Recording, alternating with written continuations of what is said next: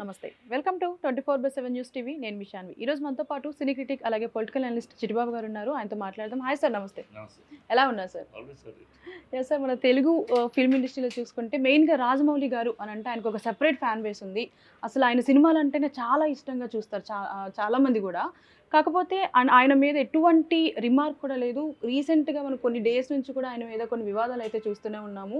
And ఒక 2 days back అనుకుంటా ఒక అతను సెల్ఫీ వీడియో తీసి నన్ను బాగా టార్చర్ చేస్తున్నాడు, నేను చచ్చిపోతానంటే ఒక లెటర్‌లో కూడా రాజమౌళి గారి పేరు రాయడం జరిగింది. అసలు ఎవరు సార్ ఆయన? అసలు ఎందుకు ఇట్లా? అతను తాగుబోతు.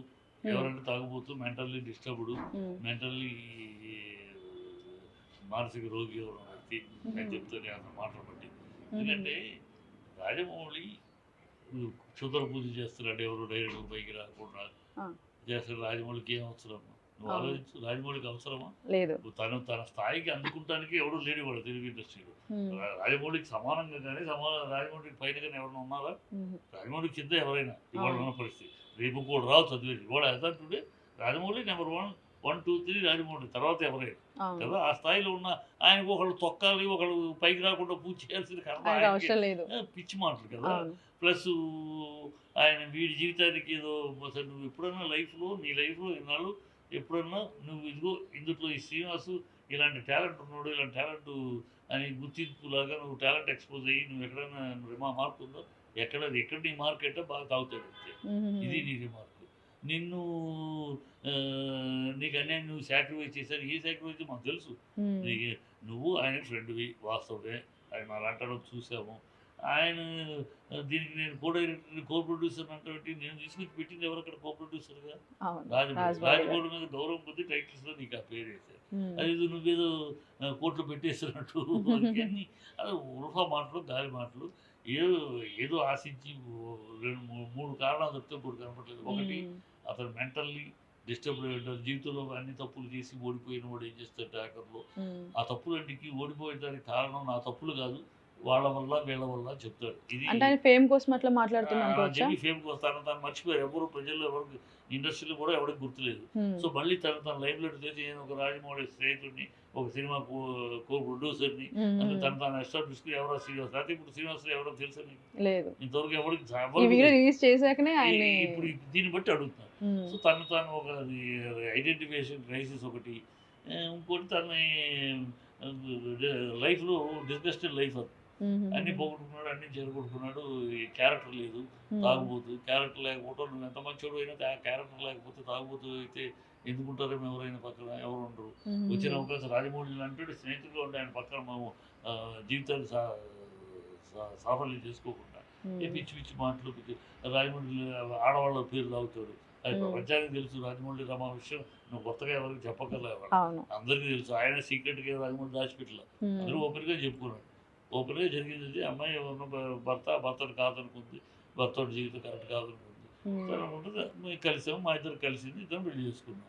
అది జరిగిపోతుంది. సమాజంలో సాధిస్తుంది. అది దాన్ని ఏదో సీక్రెట్ బయట పెడతానని ట్రయాంగిల్లో నీకు పిచ్చి పిచ్చి కథలని మాట్లాడు. ఎందుకంటే తాగుబోతు వ్యవహారం తప్పితే ఇప్పుడు కాదు.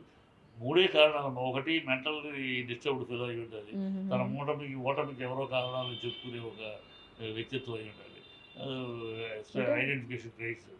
రెండోది, ఇలా చేస్తే ఈ బ్లాక్ మెయిలింగ్, ఇలా నేను చచ్చిపోతానంటే ఈ 5 ఏళ్ళుగా పట్టించుకొని రాజమౌళి వీడు ఏం చేసాడు, వదిలేసినాడు చచ్చిపోతారనేది. ఏంటి వాడు ఏదో చచ్చిపోతున్నాడు, ఏంటి వాడు సంగతి చూడండి అని చెప్పి పిలిపిస్తాడేమో, లేదు ఎవరైనా పంపిస్తాడేమో. ఏంటో చచ్చిపోతున్నావు అంటే ఏం చేయను, నాకు అది లేదు ఇది లేదు, ఏం చేయను అంటే అప్పుడు రాజమౌళి ఒకటి అది లేదు ఇది ఇస్తాను, అలా విధిలించినా చాలు 25 లక్షలు వస్తాయి.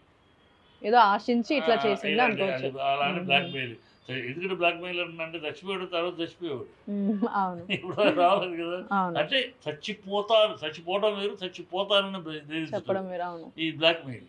ఇది లేదు. ఇంకో కారణం, ఇవాళ ఇండస్ట్రీలో సినిమా వాళ్ళ మీద, సెలబ్రిటీ మీద ఊరినే బొరదలటం అనేది అలవాటు అయిపోయింది. ఆ సోషల్ మీడియాలో అంటే దౌర్భాగ్యపు గ్రూపులో కూడా ఉన్నారు. వీళ్ళకి ఇదే పని. ఒకడు ఆ గ్రూపు వీడిని పట్టుకుని రాజమౌళి మీద ఇంతవరకు ఏ బురద లేదు, మనం బురద జరుగుతాం, దాని మీద అందరూ టాక్ ఆఫ్ ది టౌన్ అవుతుంది, దాని మీద 4 కాసులు వస్తాయి వైరల్ అయ్యి అని ఏదో గ్రూపు ఏమన్నా చేసి ఉండాలి. ఈ 3 తప్పితే అక్కడ ఎక్కడ నీతి నిజాయితీ ఎక్కడ కనపడట్ల. అంతా గాలిబాట మాటలు, గాలి మాటలు తప్పితే ఇంకోట్లేదు. ఇవాళ రాజమౌళికి అతను చెప్తున్న కారణాలు ఏది అవసరం లేదు. రాజమౌళి ఆ స్థాయి ఎప్పుడో దాటేసాడు. అవును. అది కనుక ఈ irrational, idiotic. Yeah sir, thank you. ఇండస్ట్రీలో కూడా ఎవరికి గుర్తులేదు. సో మళ్ళీ తన లైఫ్‌లోకి తెచ్చి నేను ఒక రాజమౌళి స్నేహితుడిని, ఒక సినిమా ప్రొడ్యూసర్‌ని అంటే తను ఎస్టాబ్లిష్‌కి ఎవరో శ్రీనివాస్, లేకపోతే ఇప్పుడు శ్రీనివాస్ ఎవరో తెలుసా నీకు? లేదు. ఇంతవరకు ఈ ఎవరికి వీడియో రిలీజ్ చేశాకనే ఆయన్ని ఇప్పుడు దీన్ని బట్టి అడుగుతున్నారు. సో తను ఒక ఐడెంటిఫికేషన్ క్రైసిస్ ఒకటి, ఇంకోటి తనని లైఫ్‌లో డిస్గస్టెడ్ లైఫ్ అది. అన్నీ పోగొట్టుకున్నాడు, అన్నీ చెడగొట్టుకున్నాడు. ఈ క్యారెక్టర్ లేదు, తాగుబోతు. క్యారెక్టర్ లేకపోవడం, నువ్వు ఎంత మంచోడు అయినా క్యారెక్టర్ లేకపోతే తాగుబోతు అయితే ఎందుకుంటారేమో ఎవరైనా పక్కన, ఎవరు ఉండరు. వచ్చిన అవకాశం రాజమౌళి అంటాడు స్నేహితుడుగా ఉండి ఆయన పక్కన మేము జీవితాన్ని సాఫల్యం చేసుకోకుండా పిచ్చి పిచ్చి మాటలు రాజమౌళి ఆడవాళ్ళ పేరు తాగుతాడు. అది ప్రపంచానికి తెలుసు. రాజమౌళి రమా విషయం నువ్వు కొత్తగా ఎవరికి చెప్పక్కర్లేదు, అందరికీ తెలుసు. ఆయన సీక్రెట్గా రాజమౌళి దాచిపెట్టలే, అందరూ ఓపెన్గా చెప్పుకున్నాడు. ఓపెన్గా జరిగింది. అమ్మాయి ఎవరినో భర్తను కాదనుకుంది, భర్త జీవితం కరెక్ట్ కాదనుకుంది. తను ఉంటుంది, మేము కలిసాము, మా ఇద్దరు కలిసింది, ఇద్దరు పెళ్లి చేసుకున్నాం. అది జరిగిపోయింది. సమాజంలో సాధిస్తుంది. అది దాన్ని ఏదో సీక్రెట్ బయట పెడతానని ట్రయాంగిల్లో నీకే పిచ్చి పిచ్చి కథలని మాట్లాడు. ఎందుకంటే తాగుబోతు వ్యవహారం తప్పితే ఇప్పుడు కాదు. 3 కారణాలు. ఒకటి మెంటల్ డిస్టర్బ్డ్ ఫీల్ అయి ఉండాలి. తన ఓటమికి ఎవరో కారణాలు చెప్పుకునే ఒక వ్యక్తిత్వం అయి ఉండాలి. Identification crisis. రెండోది, ఇలా చేస్తే ఈ బ్లాక్ మెయిలింగ్, ఇలా నేను చచ్చిపోతానంటే ఈ 5 ఏళ్ళుగా పట్టించుకొని రాజమౌళి వీడు ఏం చేసాడు, వదిలేసినాడు చచ్చిపోతారనేది. ఏంటి వాడు ఏదో చచ్చిపోతున్నాడు, ఏంటి వాడు సంగతి చూడండి అని చెప్పి పిలిపిస్తాడేమో, లేదు ఎవరైనా పంపిస్తాడేమో.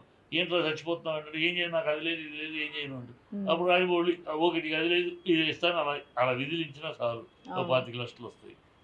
ఏదో ఆశించి ఇట్లా చేసింది అనుకోవచ్చు. అలానే బ్లాక్ మెయిల్.